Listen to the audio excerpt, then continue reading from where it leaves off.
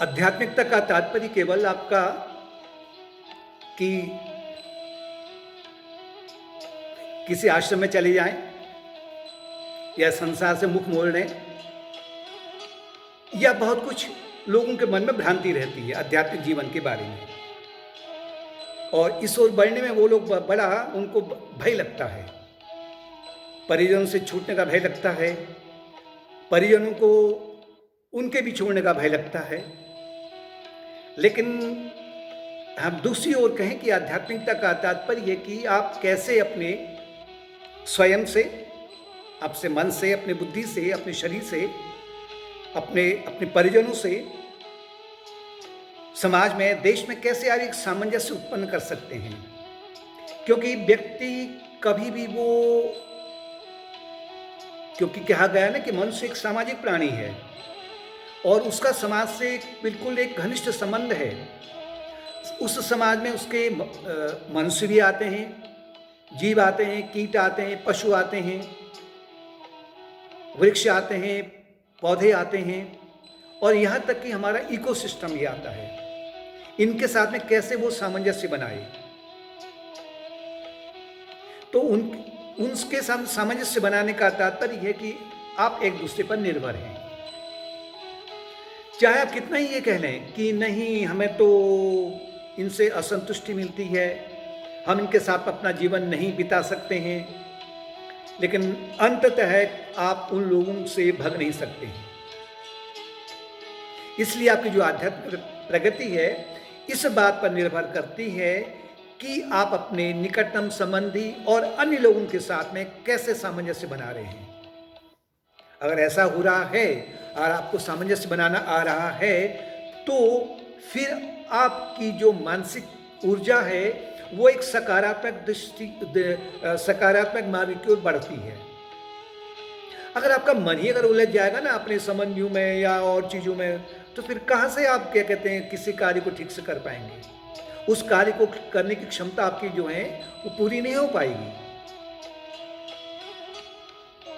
अगर सामंजस्य बनाना अगर आपको आ गया है, तो जिस प्रकार से कोई एक वृक्ष है, जैसे बरगद का वृक्ष है, अगर उसकी जड़ें अगर गहराई तक गई होती हैं तो क्या होता है कि हवा आने पर, आंधी तूफान आने पर वो झूमता है, नाचता है, आनंद ले सकता है। इसी प्रकार से अगर आपको सामंजस्य बनाना आ गया है, तो आप अपने भीतर का मतलब आत्मन का विस्तार करने लग जाते हैं। जैसे कि आकाश में बादल हट जैसे जैसे दूर होते हैं, उसी प्रकार से उसी के क्रम के अनुसार में आकाश का विस्तार होता है। किंतु आध्यात्मिक आधुनिक जगत में, जहाँ मॉडर्न टेक्नोलॉजी दिन रात फैल रही है, पूरा संसार आपकी अंगुलियों पर नाच रहा है, सुविधाएं बहुत ज़्यादा हो गई हैं, तो लोग समझते हैं कि सामंजस्य बना रहे हैं, लेकिन इस चकाचौंध के जीवन में सामंजस्य नहीं हो पा रहा है। क्योंकि पति पत्नी के बीच में भी एक सूझबूझ नहीं है, तनाव रहता है, मित्र पर आपस में विश्वास नहीं रहता है, हर कोई व्यक्ति दूसरे को एक शक की निगाह से देख रहा है। यह सामंजस्य नहीं है। अपने परिजनों पर भी विश्वास उठा हुआ है, अधिकांश लोगों की बात है। मैत्री भाव नहीं रहा है आपस में, और दूसरों के प्रति आदर भाव भी धीरे धीरे समाप्त हो रहा है।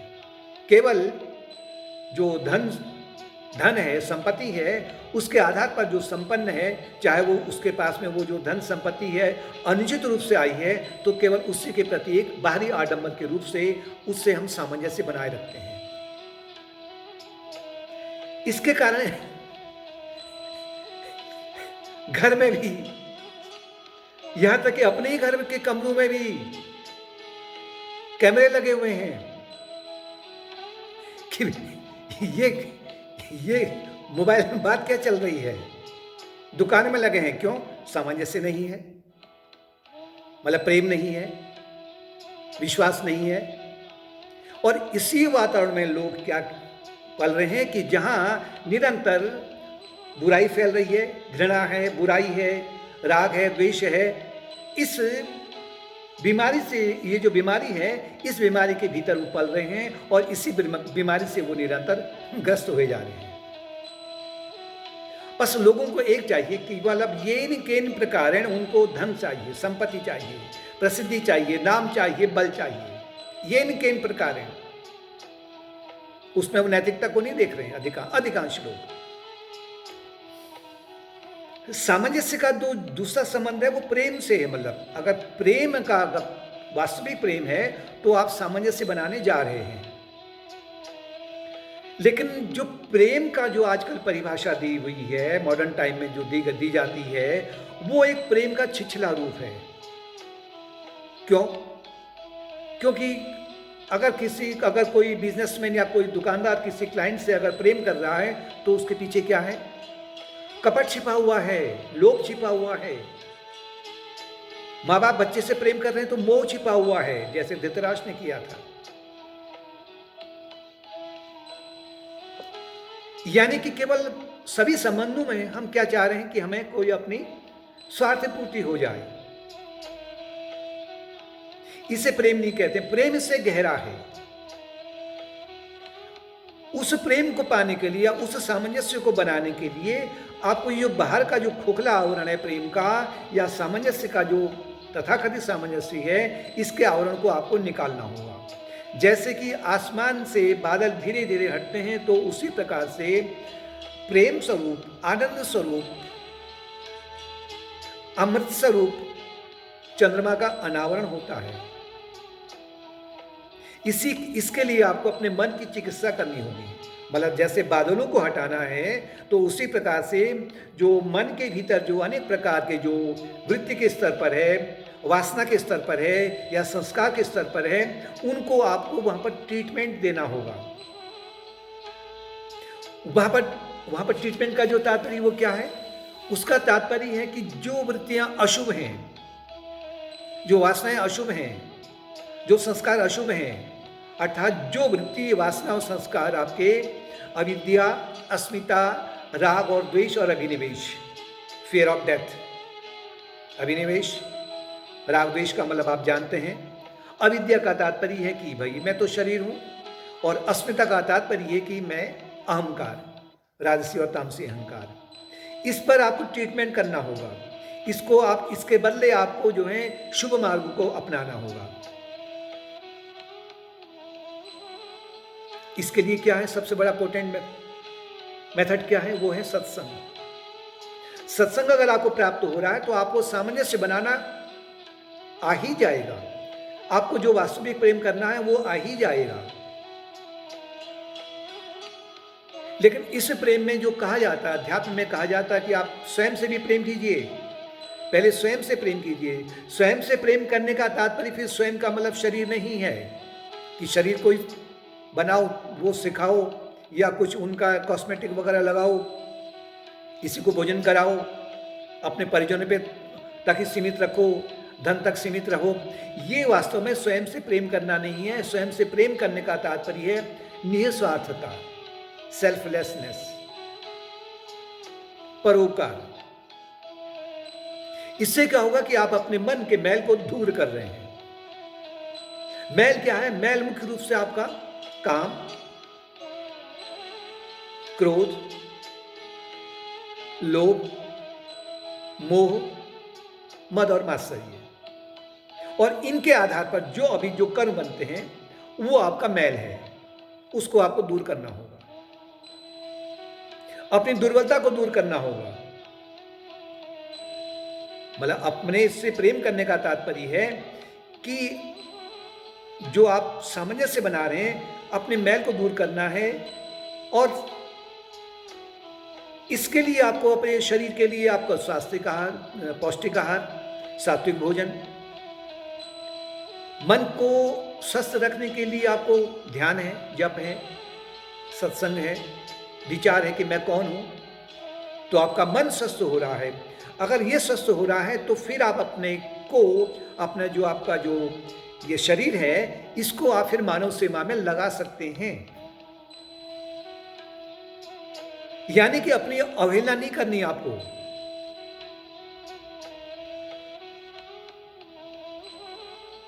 और प्रेम का जो तात्पर्य है, जो सामंजस्य का तात्पर्य है, क्योंकि सामंजस्य और प्रेम एक दूसरे के क्या है, पर्यायवाची हैं। प्रेम कोई शारीरिक आकर्षण भी नहीं है, प्रेम कोई सेक्स रिलेशन भी नहीं है। प्रेम का जो तात्पर्य है वो है अनासक्ति, कि मैं सहायता कितना कर सकता हूं, मुझसे कितनी सहायता हो सकती है, और मैं इनसे सहायता नहीं लूं, इस प्रयोजन से जो कार्य होता है उसे प्रेम कहते हैं। प्रेम का जो तात्पर्य है, न तो आसक्ति है, न बंधन है, न मोह है। इसका जो तात्पर्य है अनासक्ति, मुक्तता, मोह के बदले आपको प्रेम जिसे कह सकते हैं।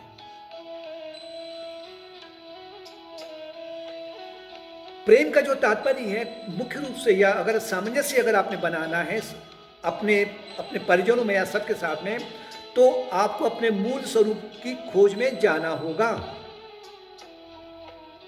अगर आप आध्यात्मिक मार्ग को पकड़ कर करके अपने मूल स्वरूप की खोज में लगे हैं, योग मार्ग से, ध्यान मार्ग से, सेवा से, भक्ति मार्ग से, ज्ञान मार्ग से, तो आप वास्तव में अपने मन की जो कमजोरियां हैं उनको दूर कर रहे हैं। और जैसे जैसे आपका जो है ये जो खोखला आवरण है दूर होते जाएगा, तो जैसे कि किसी बगिया में अगर पुष्प खिलते हैं तो सतह ही उसकी जो सुगंध है चारों ओर फैलती है, और लोग उनकी ओर आकर्षित होते हैं। चाहे वो शत्रु का ही बगीचा क्यों ना हो, तो लोग वहां पर उससे देख करके उसकी प्रशंसा तो अवश्य करेंगे। इसी तरीके से फिर आपकी ओर लोग खींचे आते हैं, आपके धन से नहीं, आपके धन पर उनका ध्यान नहीं होता है, संपत्ति से नहीं, या आपकी जो प्रसिद्धि है उससे नहीं, बल्कि आपके जो सद्गुण है, जो आपका सामंजस्य है, इससे आपकी ओर लोग खींचे आते हैं। लेकिन इस प्रेम का जो अभ्यास है, मतलब सामंजस्य बनाने के लिए आपको प्रेम की आवश्यकता है। तो प्रेम का जो अभ्यास है ये सरलता से नहीं हो सकता है। इसके लिए आपको धैर्यपूर्वक, राजयोग सूत्र में कहा गया है, सतु दीर्घकाल नैर्यंतर सत्काल से भी, तो मतलब निरंतर प्रयास करना है, कि नहीं 2 साल कर लिया फिर छोड़ दिया, नहीं, निरंतर आपको प्रयास करना है और उसको बिना बाधा के, बिना रुकावट के करना है। अगर और श्रद्धापूर्वक करना है तो आपका जो प्रेम है, वो उस प्रेम का जो अनावरण है वो सतह होने लगेगा, क्योंकि जो आपका स्वरूप है ना, मूल स्वरूप है, वो प्रेम स्वरूप है। कृष्ण भगवान को प्रेम क्यों कहा गया है, प्रेम स्वरूप क्यों कहा गया है, प्रेम अवतार क्यों कहा गया है? शरीर थोड़ी है कोई कृष्ण, ब्रह्म स्वरूप है ना, तो प्रत्येक जो जीव है वो ब्रह्म स्वरूप ही है।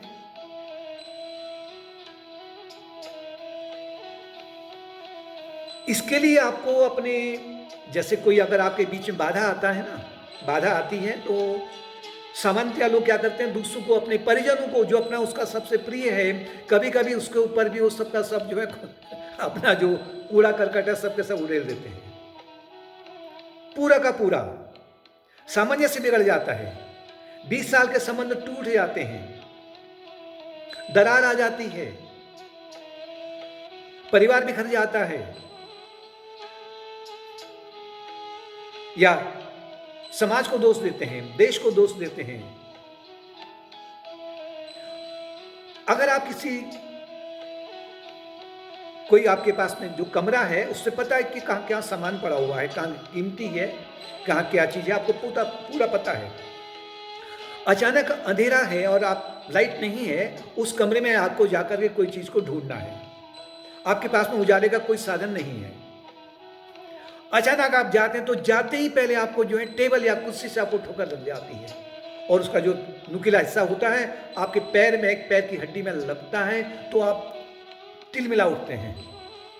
लेकिन साथ ही साथ जो उस टेबल के ऊपर आपके जो कीमती सामान रखा था वो भी नीचे गिर करके चकनाचूर हो जाता है। तो आप तुरंत झन्ना करके एकदम से उसका पूरा का पूरा दोष अपने परिजनों पर, या उस जो आपकी जिस पर जिससे ठोकर लगी है उससे होता है, और आपका जो मन है ना पूरा का पूरा क्या है कि मतलब नाराजी है, क्रोध है इत्यादि और जो अवगुण है उनसे भर जाता है। कि माना आपके पास उजाला हो गया है, अब उजाले में आप कमरे में जा रहे हैं, तो न तो आपको उस टेबल या चेयर से चोट लगेगी, न उस टेबल के ऊपर जो कीमती सामान रखा है न वो गिरेगा। आप सावधानी से अपने आप को बचाते हुए पूरा का पूरा अपने कार्य को कर लेंगे। तात्पर्य मतलब सामंजस्य बनाना है ना अपने, तो इसके लिए आपको क्या करना है कि राम नाम मणि दीप धरू जे देरी द्वार, तुलसी भीतर बारे हो जो चाहे से उजियार। अगर आपको समाज में सामंजस्य बनाना है तो आपको आध्यात्मिक मार्ग के अतिरिक्त और कोई भी बड़ा साधन नहीं है, और जो साधन है वो टेम्परेरी हैं। जैसे कि दूध उबल रहा है, आपका उबाल आ रहा है, तो आप उसमें 2 बूंद आपने पानी डाल दिया, शांत हो जाएगा। लेकिन नीचे आग जली है, गैस जली है, तो फिर से उबाल आएगा। मतलब वासनाएं जो हैं, अशुभ वासनाएं हैं, आपके मन में विद्यमान हैं, वहां पर आपको जो है चोट करना है। तो राम नाम मणि दीप धरू जे दे हरिद्वार। तुलसीदास जी कहते हैं कि जैसे पहले के समय में जब लाइट नहीं होती थी, तो जो देहरी होती है वहां पर वो दीपक को या लैंप को रख दिया करते थे, बाहर आंगन में भी उजाला और कमरे के अंदर भी उजाला। इसी तरीके से आपको राम नाम मणि दीप धरो, जो राम नाम का जो दिया है, दीपक है, मतलब विवेक का जो दीपक है, मंत्र जाप का जो दीपक है, सत्संग का जो दीपक है, वो दीपक को आपने क्या करना है, अपनी जीवा पर रखना है निरंतर, मतलब आपको मंत्र जाप से। अब उससे क्या होगा कि बाहर जिन लोगों से आपका सामंजस्य नहीं बन पा रहा था, उनसे आपको व्यवहार करना आ जाता है, और अपने भीतर के भी जो खोट हैं आपके, वो आपको दिखते हैं कि मैं किससे क्या गलत व्यवहार तो नहीं कर रहा हूं, दोष मेरा था और मैं इसका पूरा का पूरा जो दोष मैं दूसरे के ऊपर मढ़ रहा हूं। जो घर में असहाय होता है, सामान्यतया उसके ऊपर थोप देते हैं सब कुछ। लेकिन अब आपको राम नाम मणि दीप धरू, अगर राम नाम का अगर आपका दिया है, अगर विवेक का उजाला है, तो आपको सामंजस्य बनाना अपने भीतर से भी और बाहर से भी आ जाएगा। अनेक लोग ये भी कहते हैं कि मुझसे लोग क्यों असंतुष्ट हैं, या मुझसे नाराज क्यों रहते हैं, मेरे साथ में सामंजस्य क्यों नहीं बनाते हैं। उनकी छोड़िए, आप उनको नहीं सुधार सकते हैं। आपने अपने आप में सामंजस्य बनाना है, तो आप बहुत एक सीमा तक अपने भीतर में सामंजस्य बना लेते हैं, तो आप अपने जीवन को एक उन्नत मार्ग की ओर, मतलब जो उद्देश्यपूर्ण मार्ग है, उस ओर बढ़ा सकते हैं। कि मैं तो यहाँ, ये तो समाज मुझे यहाँ तंग कर रहा है, कॉलोनी वाले खराब हैं, ये जगह खराब है, ऐसे लोग हैं, और मैं अगर कहीं दूसरी जगह चले जाऊंगा तो मुझे बड़ा आराम मिलेगा, ये असंभव है। इसलिए ये भूल जाना है आपको कि लोग मेरे साथ में पूर्ण सामंजस्य बना रहे हैं या नहीं बना रहे हैं, इसको भूल जाइए।